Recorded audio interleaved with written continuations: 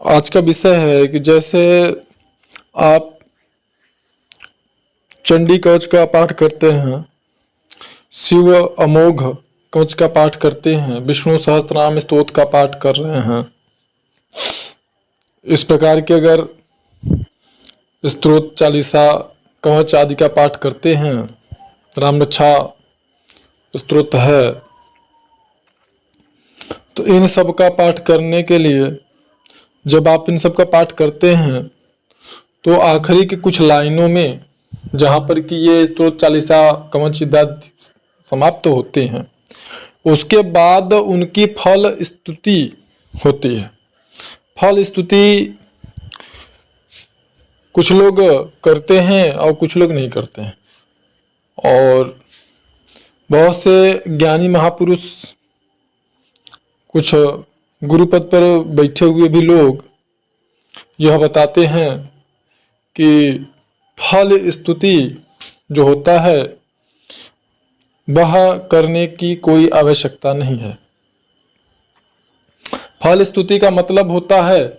कि जैसे आप कोई, मान लीजिए अगर छोटा सा उदाहरण दिया जाए तो मान लीजिए कि आप हनुमान चालीसा कर रहे हैं,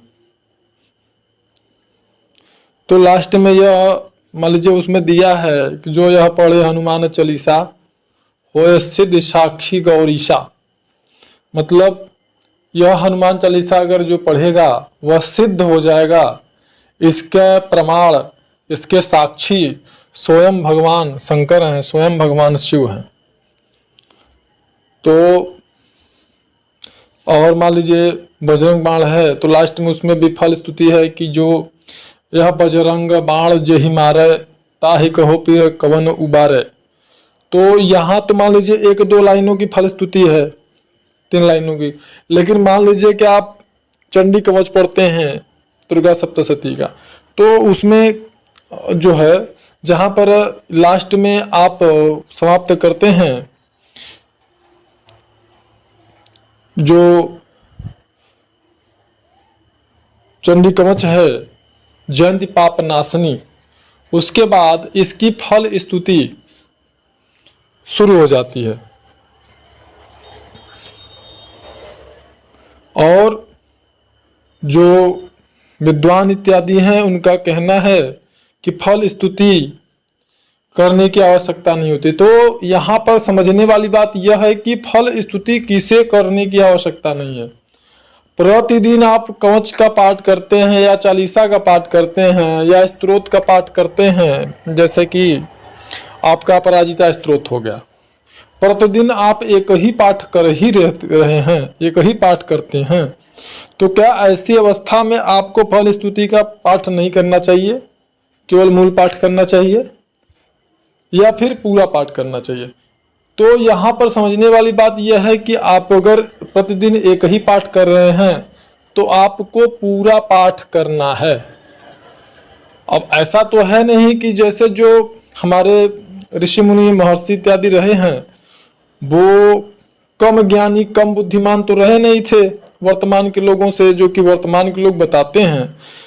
जैसे कि मैंने अपने प्रीवियस वीडियो में बताया कि कुछ महान और अच्छे पद पर आसीन कथावाचक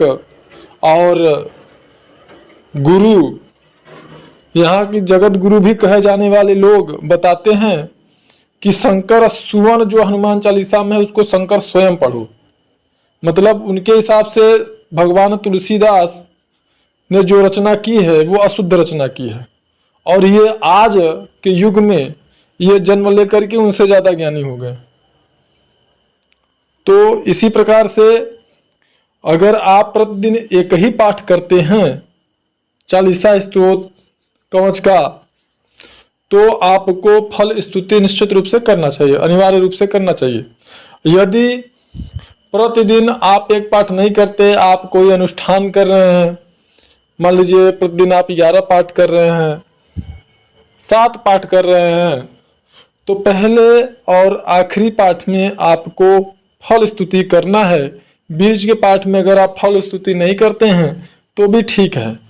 ये ठीक है। लेकिन अगर प्रतिदिन आप एक ही पाठ करते हैं तो उसमें चाहे वो आप कोई चालीसा कर रहे हैं, चाहे कोई स्तोत्र कर रहे हैं, अथवा कोई कवच का पाठ कर रहे हैं, आपको उसमें फल स्तुति अनिवार्य रूप से शामिल करना चाहिए और ऐसा करने से संबंधित शक्ति की विशेष कृपा उस फल स्तुति के अनुसार आपको प्राप्त होती है। अगर आप प्रतिदिन एक पाठ करते हैं तो आपको फल स्तुति अनिवार्य रूप से करना चाहिए। अगर आप प्रतिदिन एक पाठ से ज़्यादा करते हैं तो बीच में अगर आप फल स्तुति नहीं करते हैं समय अभाव के कारण, तो उसमें कोई किसी भी प्रकार के आपकी साधना उपासना में कोई फर्क नहीं पड़ता है। लेकिन एक ही पाठ करने वाले सभी साधकों को, सभी साधिकाओं को यह जरूर ध्यान रखना चाहिए कि मुझे फल स्तुति जरूर करना है। ज़्यादातर लोगों के मन में यह सवाल उठता है,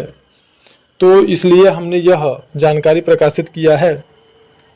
तो इसको अगर अच्छा लगे तो आप लाइक करें और अपने अपने लोगों को, जो कि आपके अपने निकटवर्ती लोग हैं, उनको भी शेयर करें।